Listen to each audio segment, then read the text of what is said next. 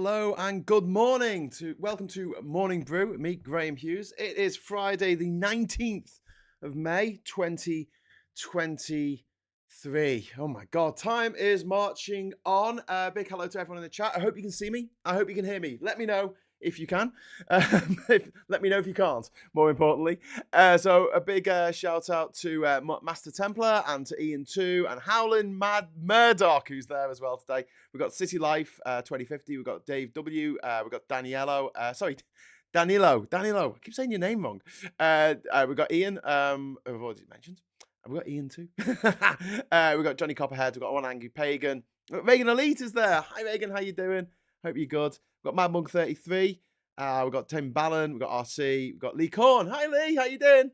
We've got Mark Welsh. We've got the Freckle Puny. We've got Jeffrey Moore, Lofty the Softy, and Cathal. Wow. Hello, everyone. Welcome. Welcome to the show today. So, a few things to talk about. First of all, we're having the G7. The G7 is taking place at the moment over in Japan. I think it's Japan. Oh my God. Am I gonna get found out here for not knowing where the G7's been? I'm pretty sure it's Japan. And we've already had a quite interesting conversation that was had between Beth Rigby of Sky News and Rishi Sunak. Would you like to see it? It's quite, how can I put this? It's quite I wouldn't say tense, but he gets a bit shirty. He does get very shirty in this interview where he's asked about what's it like to lose, Rishi? What's it like to lose? Which is quite funny in a way. I was just seeing if I actually had this, but I don't seem to have it on my drive. I was just about to put it up for you. Well, that didn't work out very successfully, did it? I just have to tell you about it. If you head into the description, there is actually a link in the description of Rishi. Get a bit touchy, to say the least. Probably because a couple of weeks ago, he literally 2 weeks ago, he lost over 1,000 councillors, 1,063 to be precise, which is quite wonderful. Yes, it is actually being held in Japan. It's awkward, says Master Templar. Yeah, especially when, like, seriously, my files that I put on this don't appear. And I could faff around and try and transfer the file from this other. But do you know what it might be? It might be actually on there, but it's a weird format that OBS doesn't like. So that's what I'm thinking now. It must be a weird format. No, it's just not there. It's just literally not there. Oh my word. Yeah, okay. Great stuff, computers. Anyway, so moving on, we've also got Alec Bennett has entered the chat. We've got Master Templar, I think I mentioned, and Hawk90. Also, Maggie Pie saying, I think it's good to have someone like Piers Morgan saying that Brexit has been bad. He has a huge reach and a general more conservative viewer base. Well, Murdoch, Farage himself admitted on national television on Tuesday, was it? On Newsnight, that Brexit had been a failure. A failure. And the mad thing is, there's these people who are sort of Brexit aficionados, and they want to. I mean, they want it to last for 40 years because they're like, well, we were in for 40 years before we got a referendum, so we want to stay out for 40 years. But here's the difference, right? The referendum to stay in the then EEC, which we entered in 1973, the referendum was in 1975, and it returned a almost super majority, almost 66% of the vote saying yes, let's stay in this thing. Super majority. And so when you have a super majority, yeah, okay, fair enough. Can't argue with that. But the Brexit referendum was the combination of a huge bunch of factors that all came together at once. Russian interference, the weakness of the opposition, the people in charge wanting, there were two public school boy toffs who both went to Eton fighting it out over whether we should stay in the EU or not. And it became not about our country and the future of our country, but it became about individuals and personalities, which isn't the way that it should have gone. Unfortunately, it was the way that it did go. Thanks for coming on the Snowflake show the other night, Graham. You are very welcome, Lee. Anytime. And talking to shows, later today, I have a show with Phil at 1 o'clock. We're going to be doing the agenda, where we're going to give a roundup of the week's news. And it has been, come on, it's been pretty batshit this week, hasn't it? I mean, even compare it like normal Tory news. And I just want to tell you a little story. Before I go on. So I'm talking to Phil at 1, and then at 9 o'clock we're having the Labour Social, like we did a couple of weeks ago, with special guest appearances by Supertansky and Aid Thompson and others. So please tune in for that. We'll be having a beer and a natter. Yeah, but I woke up the other day, and I do, as I often do, I sort of looked at my phone, see what's happening in the world, and there was this news story about work starting on 33 hospitals out the 40 that we were promised by Boris Johnson. And I felt a bit torn at the time because I thought that's actually a really good news story for the Tories. That annoys me. But 33 new hospitals being built, that's amazing. And then I thought, I haven't read a good news story. Like, first thing, woken up, read like something good, something being built, something being done about the problems in the world, like the fact that we're going to hit the 1.5% increase, 1.5 degree increase in global temperatures by 2027.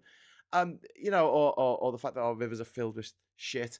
Look, there's lots of things that you wake up and you read and you're like, or today Andy Rourke has died, the bassist for the Smiths, and although I have a problematic relationship with the lead singer of the Smiths, obviously Andy seemed like a gentle soul who unfortunately died of cancer, which had taken many members of his own family actually, and Andy had done a lot of work for cancer patients, cancer treatments, and creating charities and stuff, doing a lot of charity work.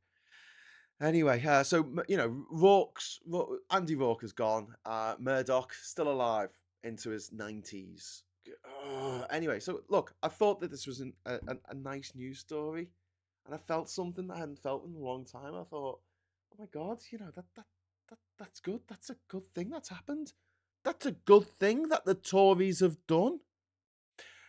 Anyway, then I rubbed the sleep out of my eyes, read the headline correctly, and it said work yet to start on 33 of the 40 hospitals that Boris Johnson promised. It was actually a bad news story about how incompetent the Conservatives are, what duplicitous liars the Conservatives are. And so here's my hope, right? I want there to be, in a few years' time, I don't think I could do much more of this than maybe 3 years max. This is like torture. I want to wake up and read a good news story about something that the government has done. And I think, great, good. I'm glad you've done that. Because that hasn't happened for many years. The last time I can think of is 10 years ago when they legalized gay marriage. That's it. That's it. Since then, every single news story of anything the government has done has been bloody appalling, or something bad, or something half finished, half cocked, something that's gone over budget, something that's been lied about, something that they never intended to do in the first place, or some massive cock up on behalf of the Tory party, like Brexit. And don't forget Boris Johnson, the ringleader of the tormentors. He never really wanted Brexit. Let's face it, there are some shrivel-eyed loons who wanted it to happen, but Farage and Johnson weren't those people. Farage didn't want Brexit to happen because it took away his grift. His grift was to say we should be out of the EU. Once we were out of the EU, what can he do? He's like the dog who's caught the car. Doesn't know what to do with it. And yet you have bubbling up again on bloody Newsnight this week, saying that Brexit's failed. Like, there was this wonderful version of Brexit that existed, but we just weren't smart enough to work out how to trade with Papua New Guinea to the same extent that we trade with France. Anyway, so yeah, you had Farage, and also you had Johnson, who didn't want Brexit. He just wanted to get the ERG on side so he could be leader after Cameron. That was his plan. That was his long-term plan. Get the Eurosceptics on side, get them all to hate Cameron. They'll rattle Cameron to try and get him out by the 2020 election, which we should have had. That's kind of crazy, isn't it? So we had a 2015 election, and the next one should have been in 2020, and then the next one should be in 2025. But instead, we've had all these elections, all these leaders, all these chancellors of the exchequer, and health secretaries and education secretaries, like a conveyor belt of Tory failure. And it really is the dregs now, isn't it? It's like the backwash of Tories. But that's my dream. That's my dream. Get the Tories out. Number one, let's get the Tories out. And then I want to read some good news stories about what the Labour government, hopefully, is doing. Interesting thing yesterday, before I jump back into the chat in a moment, um, Owen Jones was writing an article for The Guardian saying that people should vote for the Liberal Democrats in the upcoming election. This is the guy who tried to say that I couldn't say that people should support Labour now because I've not always supported Labour, and in fact ran against a Labour candidate back in 2017 in my own constituency, in my home constituency in West Derby, Liverpool, because Stephen Twigg, love the guy, but he did vote to activate Article 50 when he didn't need to. The other MPs in Liverpool, the three other MPs of Liverpool, didn't vote for it. He did. So I said I'd run against him if he did. So I did. Didn't get anywhere, because it's one of the safest Labour seats in the country. But accusing someone else of failing the purity test and then saying, "Hey, everyone should do vote for the Lib Dems so there's a hung parliament, so the Lib Dems can keep Keir Starmer in line, stop him being too conservative." Just have a think about that statement for a moment and just think of how mad it is for someone who rails against so-called centralists all the time. It's like, do you know who should hold Keir Starmer to account? More centralists. Okay. Anyway, sometimes it hurts to be awake, says Ian too. Yeah. Murdoch bathes in blood to keep him alive. That's Alex Barrett. Yeah, unicorn blood, I hear. If Farage ever imagined the result of Brexit, the UK at the sidelines of international politics, a looming recession and ruled by Indians. That's some Lars. Well, actually, the last comment, the ruled by Indians. I mean, we're not being ruled by Indians. We have people who have Indian heritage, but that's a bit different from being told what to do by India. That's something that we did to India for the best part of 300 years. That they never really did it to us. But with this idea that Farage wanted racists to vote for him and has always courted racists. But one of the things that he said on the Newsnight the other day was that he thought that it was unfair that people from all other countries in the world, like people in Europe, so generally white people, could just come into the UK willy-nilly and work for a bit and then go home to Poland or Romania or France or Germany or Spain or Portugal. He didn't like that. He thought it should be an equal playing field for everyone from all over the world. So it's quite funny in a way that Nigel Farage might have done more for multiculturalism than any other racist in history by essentially ensuring that the 1 million net migrants that we're getting coming into the country, 1 million it's gone up to. These are the figures that the government don't quite want to release yet. Wait until there is some kind of massacre, a disaster, an earthquake, a volcanic eruption, I don't know, meteor hitting us from the skies. Something will happen and then they'll slip in the immigration figures in the next couple of months. You watch and it'll be 1 million. Watch it. It'll be, I mean, I'm not going to stake my reputation on it because I haven't got a reputation to stake. But yeah, wow. Yeah, it's going to be a lot. And nearly all of them aren't going to be from Europe. Nearly all of them are going to be from Africa and the West Indies and India and Asia. And yeah, places that I assume racists don't want people coming from to come to the UK. Me, I'm not arsed. I don't care. I'm more the merrier as far as I'm concerned. But if you are of, a child of immigrants, please don't get into a position of power and then kick the ladder away.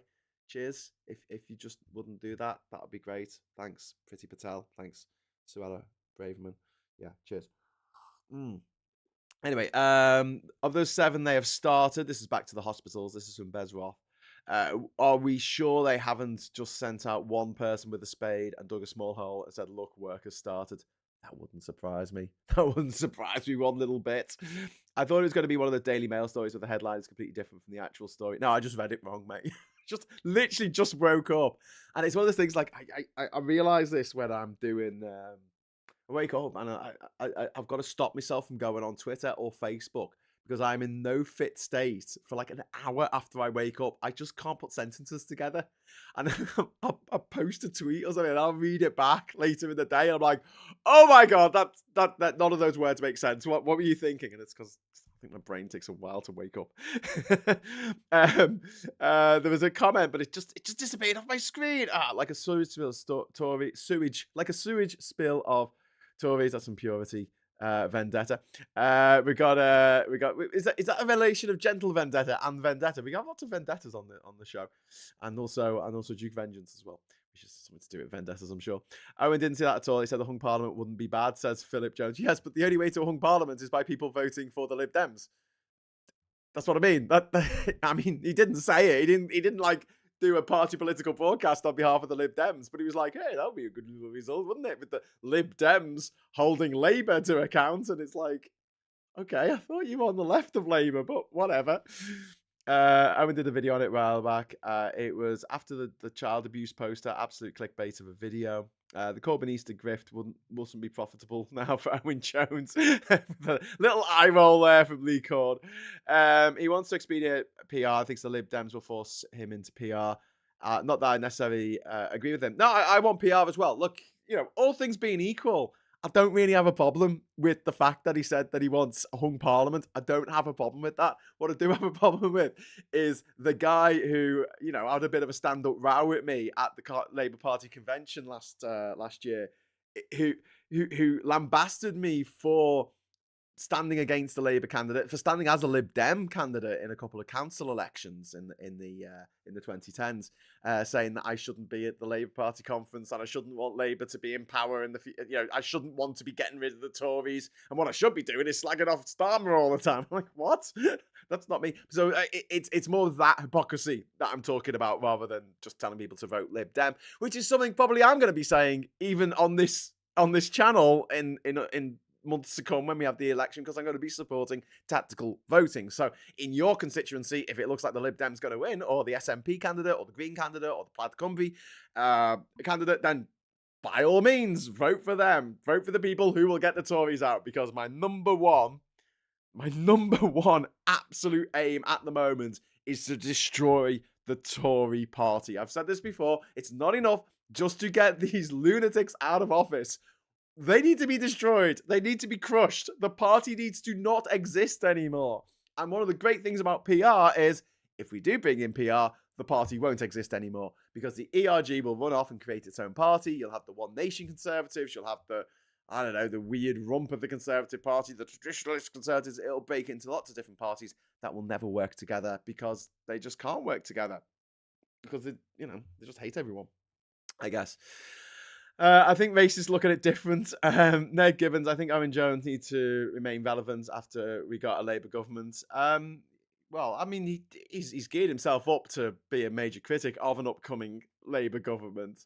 And look, again, it's fine. I feel like this channel, if we manage to grow it to the levels that me and Phil want to get it to, we'll have a little bit of sway, not necessarily over Labour policy, but just have the ear of a few Labour MPs, of a few Labour, hopefully, ministers in government who we can talk to and do shows with and do this kind of stuff where you're giving comments and you're asking questions and stuff and holding them to account. And we can do that. We're not Beth Rigby, we're not Laura Kunsberg or anything, but we should be able to be in a position by the next election to do that if we keep growing this channel. So if you want to help with that project, head over to patreon.com/Labour Social and sign up as a patron, because we at the moment we need all the help we can get. We were hoping to go for 6 months without needing any external funding, but we thought that we might have a little bit of funding to start this, which hasn't come through. So basically, me and Phil at the moment are sort of running this off your kind super chats and your kind views. And one of the big problems that we've been having is, like, every video we've been putting on YouTube has been demonetized for the first 24 hours while they check it's suitable for advertisers.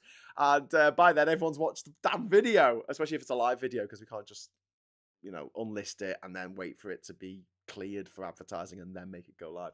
But another problem with that is I keep making videos, like the video you might have seen this morning if you're on the channel, about Anne Widdecombe and Liz Truss. I made that yesterday. I made that during the day yesterday, but it took so long to get the accreditation so I could put adverts on it. I couldn't put it online till today. It wasn't so bad for that, but a lot of the stuff that we're talking about, it's very current. It's like 3 days later, no one's talking about it anymore. No one wants to watch a video about it anymore. So yeah, if anyone's watching this from YouTube, please get your asses into gear and stop blocking my videos. Only to unblock them a few hours later or a few days later and say, "Oh yeah, sorry about that." I live in a real gammony place and had to vote Lib Dem to sack Owen Paterson. It hurt me, but it hurt Patterson more. Purity vendetta, yeah, exactly. Hold your nose, get rid of the Tories, number one, and yeah, keep pressure on Labour when they get in to do the things we want them to do. I want to rejoin the EU. Look, I make no bones about this. I've no secret about it. I would rejoin the EU tomorrow. I'll just have a referendum. Say, right, that's it. We're going back in. Let's have a referendum. Who wants to go back in? And if it's over 50.0001% say we want to go back in, we go back in. That's it. And then we say, right, that's it. Done forever. We're never gonna relitigate this nonsense ever again because too many people have suffered. And something that I'd like to say about the EU and our relationship with the EU. And I know people say, oh, they won't let us back in. There's always negotiations to be had. If we have good negotiators, then we will get back in. We might not have as good a deal as we used to, but we will get back in eventually. That's all to do with the negotiations. The EU isn't the sort of bureaucratic monolith that it's made out to be by the right wing press or the hard left wing press as well. Actually, it will make accommodation, as we see with the many treaties that it has with Switzerland, the deal it has with Norway, the deals it has with Turkey, and then other countries around the world. It is flexible. It can do things, and it's become a lot more dynamic without the British. To be honest with you, I mean the fact that it responded so well to COVID and managed to get people vaccinated at a overall faster rate than the UK. Not that you'll know that listening to the lies coming out of Boris Johnson's mouth saying we were the fastest rollout for vaccination. No. We started the fastest. You know, when you watch a running race and like one person runs a bit faster than the others for the first sort of 10 meters, yeah, but then, at the end of the race, they're like way at the back. Yeah, that was us. We were out the gates first. Didn't mean we finished first. The EU countries got a lot more people vaccinated in a shorter amount of time than we did because obviously we had problems with supply. And that was an issue that came about because of Brexit. Basically, we started the AstraZeneca jab. And that was good, except then we found with younger people it could cause a blood clot, and so they said, look, we need to use the Pfizer one instead, which is something that the EU had a lot of. If we had been part of the EU procurement regime, then we could have shared that straight away in the April of 2021, but we couldn't, and we had to wait till September of April 21. I think, maybe not the exact date, someone look that up, please. Let me know in the chat, but yeah, there was a shortage of vaccines in this country over the summer of 2021 because of the Tories, because of Brexit. Anyway, but my point was going to be, if the referendum had gone the other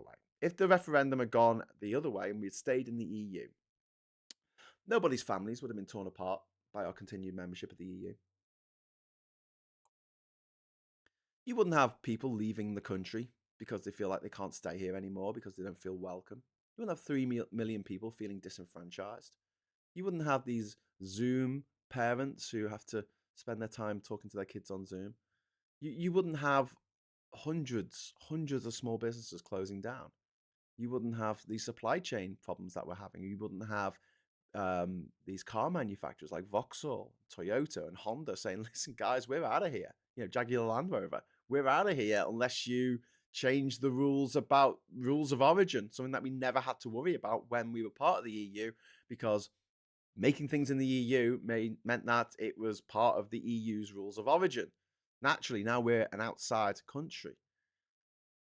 The fact that the new passport doesn't allow you, the new British passport, it's blue, yay. It's boring inside, it's not as exciting as the old ones. And by any stretch of the imagination, I'm really gutted that I didn't get one of the great last of the maroon passports, which is just absolutely fantastic work of art. Really was a work of art. And then he did away with that. A company called Delarue used to make them in the UK, and now they are designed in France, and they are designed in France and printed in Poland, I think. Great. But my point being, had it gone the other way, lives wouldn't have been ruined. Our economy would have bounced back now from before COVID. So we're at the G7 this week. Yeah, all those other countries have bounced back to above pre-COVID levels, pre-pandemic levels. Our economy still hasn't. Our economy is suffering more than the economy of Russia, of which Rishi Sunak is now saying, "Oh yeah, we're going to kick Russia's ass with more sanctions." Yeah, after we finish putting some more sanctions on ourselves, I guess.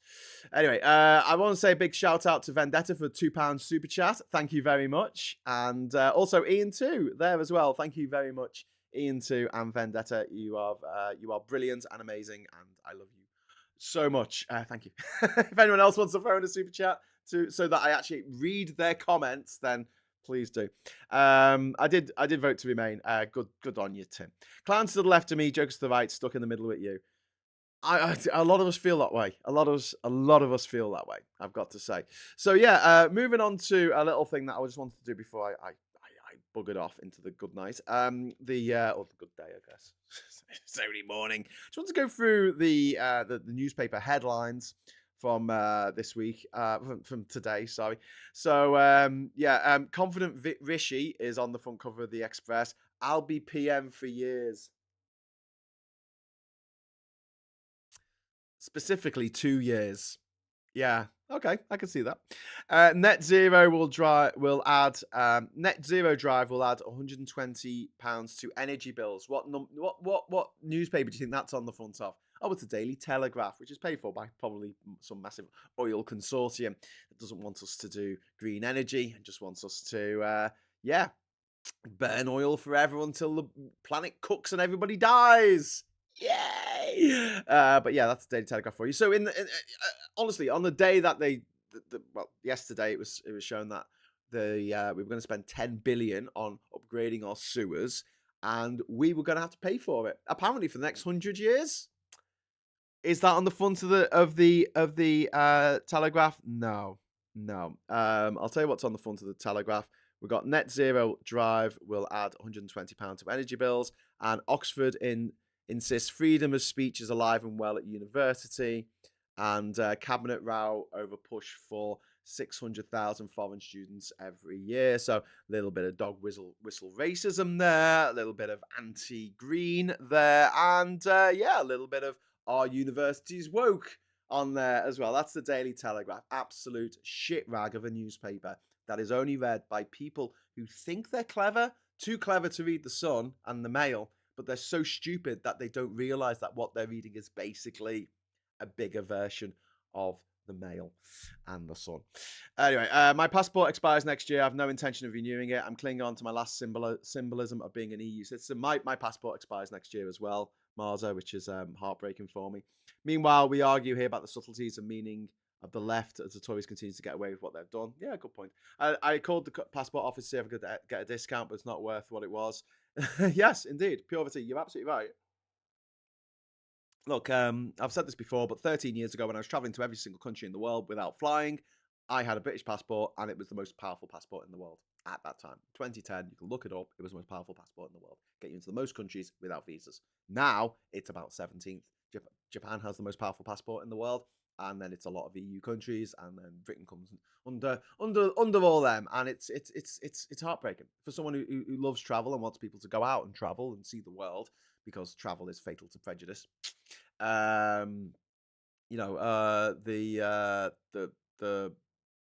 idea that we're sort of stuck on this island now and they've made it very, very difficult for us to ever leave is it's not great.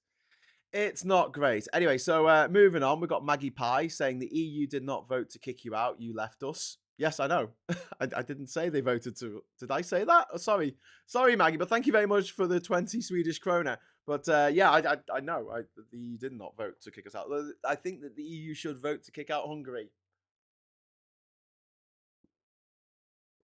Just saying. Finish off my tea now. Okay, so what else have we got here? On the water companies, fair play to Ed Davies and the Lib Dems telling the water companies to go taters. Travel is fatal to prejudice. It's a great line. Needs putting on a t-shirt. Yes. Along with I'm going to make some mugs that are going to say F***CK the Tories on the mugs. So in the morning, you can have a nice hot cup of F the Tories.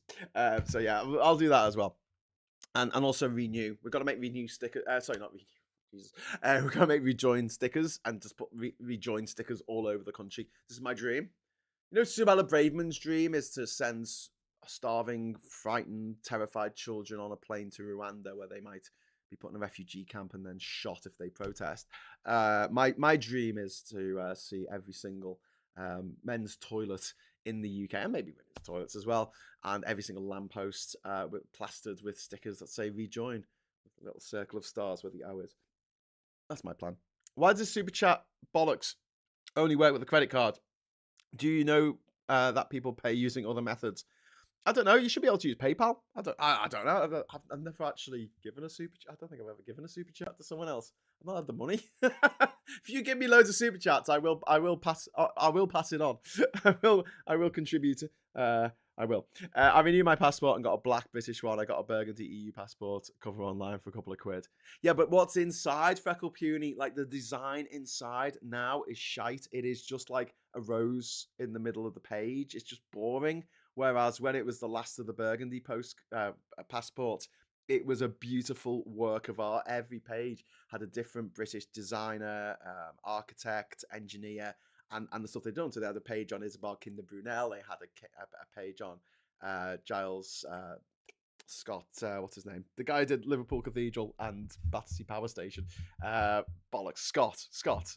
Giles Gilbert Scott. That's it, isn't it? Oh, God, I got his name wrong. It's too early in the morning for this kind of stuff. Anyway, listen, thank you very much for joining me this morning. And when we eventually rejoin the EU, can we arrange for freedom of movement to be denied to Tories? Yeah, that would be great. Because it's not at the moment. This is the most frustrating and annoying thing. If you are not a millionaire, then Brexit has affected your life. It just has. And although there's got to be lots of people who voted for Brexit who still maintain that it's a great thing and it's worth every penny and all this kind of nonsense. But generally speaking, if you are not a millionaire, your prices of your food has gone up. And you've noticed, you know, the price of your mortgage or your rent has gone up. Your pension's not worth as much as it used to be. All that kind of stuff. I mean, basically, it screwed over millions and millions of people in this country, and it's destroyed families. I mean, people have broken up. It's destroyed friendships. It's destroyed relationships. People are not talking to their parents, or they're not talking to their racist uncle anymore because they're just like, you've literally ruined my life. A lot of people I know who are married to someone from the EU have had to make very, very difficult life-changing decisions that they shouldn't have had to make. So there's that. But then anyone who's worth more than $1 million, they don't care. That's 1 in 5 pensioners, by the way. I keep mentioning the statistic because I think it's the most shocking thing ever. It's like 1 in 5 pensioners in this country are millionaires and 1 in 5 live in poverty. Great. What a great system, eh? But yeah, those people, they don't care because they don't notice it. They're not noticing the fact that commodities have gone up in price, the fact that the food prices have gone through the roof. It doesn't make much difference to them. They can just get on with their lives. And also, if they want, they can get a passport to another country. They can pay for a passport in Malta. They can get a golden bloody Maltese passport. They can buy a house in Ireland and then pretend they live there for a few years and get an Irish passport if they want, and then have all that freedom to roam around the EU and retire in the EU, a thing that is being denied to the rest of us. And when we look at the stuff, I mean, there was something that came out this week about student loans that I probably should do an episode on, where if you are a middle earner, you pay loads more now back for your student loan under the new scheme by the Tories. If you earn over £100,000 a year, you pay back a lot less. You're talking like tens of thousands of pounds less. And it's the Vimes Boot Index all over again. If you are rich, life is cheap. And also, if you're rich, you get into stuff for free.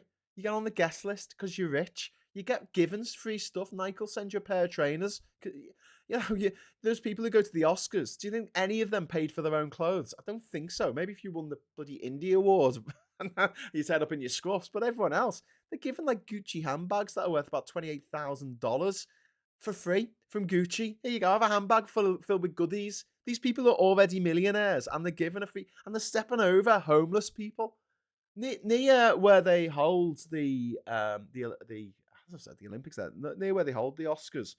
I think it was is it Man's Chinese Theatre? It was in for a bit, and then it was in the Kodak Theatre. I think I don't know where it's held at the moment, but I remember being near there, and I was in LA, and I was coming out of the subway. They've got like one line on the underground. It's like it's like the little shittiest underground ever. It makes the Glasgow's and Newcastle's and Liverpool's underground look, quite immense. And yeah, they go up. I was going up to for the up the up ramp, and there was a guy sitting on the ground, like begging, and it was something that I hadn't seen. Obviously, I've seen people begging in this country, but this guy, he had obviously been burnt, and he had no hair, and he had these, um, burn marks. I he looked the same sort of look as Freddy Krueger from the Nightmare on Elm Street movies. Like that's what he looked like, and he was obviously in a really, really bad way. He was really skinny. He looked like he was starving, and this was something that I had seen in maybe India, in Delhi, maybe in Bangladesh, maybe in Egypt, maybe in Congo. I'd never seen poverty like that. He had a little cardboard sign saying, "Please help," burnt in fire, with a little bowl for collecting money. And this is like right in the center of this nest of millionaires and billionaires that run movie studios, some of whom must walk past this guy and go, "Yeah, that's the American healthcare system for you, innit?" Imagine being disabled. Imagine being in that situation and the state not helping you and being stepped over by millionaires on the way to go to a lavish party in which they're given free gifts. Like if that guy was given a Gucci bloody handbag worth $28,000, he could use that to help pay for his medication, pay for food, pay for something. But instead, no, people who are injured, disabled, have their life taken away from them in that respect. That's just stepped over, and I think that to me is it really summed up. This was 10 years ago actually. This would have been in 2013. I was in LA, and yeah, it always stayed with me. It always stayed with me that because, like I say, by then I'd been to over 200 countries around the world, so I'd seen some stuff. I mean, I've seen some really quite horrific stuff around the world, but you kind of expect it in some places. And I know that might sound really prejudiced and probably a bit white privilege, but you do because these countries are poor. America's the richest country in the world by by a mile, and yet people are living like that in LA. Just yeah, heartbreaking, heartbreaking. Anyway, just time to say thank you to Hocko90 for the £5 super chat, saying PayPal works. So now you know. Thank you very, very much for that. And yeah, just a couple more messages before I sign off. By all, when Graham decides, happy Fridays, do try weekends. Temperatures above 20 degrees. Oh my God, tomorrow and Sunday. Finally turn off your super expensive heating off weather. Well, yeah, I was going to wear my coat because I'm still really cold down here. It's about 15 degrees in this room. I really want it to be warm at some point. When in Liverpool once, I saw a woman with a young child living on the streets. Yeah, it's disgraceful. And you know what? You know what, Richard? We could fix this. We could fix this. We did. When COVID hit, everyone who was homeless in the UK was taken off the streets and given somewhere to stay. Everyone. They did it overnight. We could do it. We choose not to because we want those homeless people there. So the Tories can say, look what happens. Look what happens if you don't toe the line. Look what happens if you make a scene. Look what happens if you protest. Look what happens if you know don't forget now you can be arrested for protesting, and if you get arrested for protesting, there's a good chance that with an arrest on your record, you might get sacked from work. Yeah, and if you get sacked from work, you might not be able to pay your mortgage that month because obviously the mortgages have all gone up. So yeah, what happens then? You lose your home. You lose your home, and that's what the Tories want. People on the streets, or the threat of people on the streets, and that's why I generally support Labour in their policies that they've published so far, and particularly this Homes Fit for Heroes scheme that they're going to try and make sure that everyone who has fought in the British military gets somewhere to stay, because there's so many people who are suffering from PTSD and never found the way to fit back into civil life, who are living on the streets and are not being given the support that they deserve. But I would go further. I think that there should be nobody on the streets. Do you know how you end homelessness? You know how you stop people from begging? You give them somewhere to live. It's actually cheaper than living on the streets. And do you know how you stop refugees? Do you know how you stop refugees coming over here? You make sure that you don't destabilize regions so much that people have to flee because of war. That's what you do. And then if there is a war, we can offer people asylum in people's homes because people are prepared to do that. I know we had some refugees living with us last year here in Durham. People are prepared to do it because, yeah, it's the right thing to do.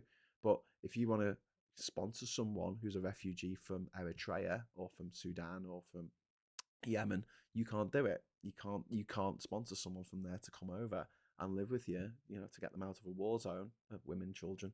You can't do that. You can if they're white. You can if they're from Ukraine. Yeah, what a great system. Listen, I'm going to go on all day if I continue on, and I know that you want to get over to LBC and start listening to James O'Brien. So, yeah, we'll meet you on the other side of James on at 1 o'clock. I'll be here with Phil Morehouse for the agenda at 1 o'clock, and we'll be just doing a run through of everything that's happened this week. A bit of an easy chat. You can join us live and add to the chat if you'd like. If you want to watch it later, that's fine. You can watch it on catch up. No problem whatsoever. So thanks very much for watching. Thanks for being so awesome. Thanks for all your comments. I'm sorry I couldn't read them all. Obviously, only got so much time. And yeah, until 1 o'clock maybe, or 9 o'clock tonight when we're back for the Labour Social, I'll say thanks for watching. Hello, good evening, welcome, and goodbye.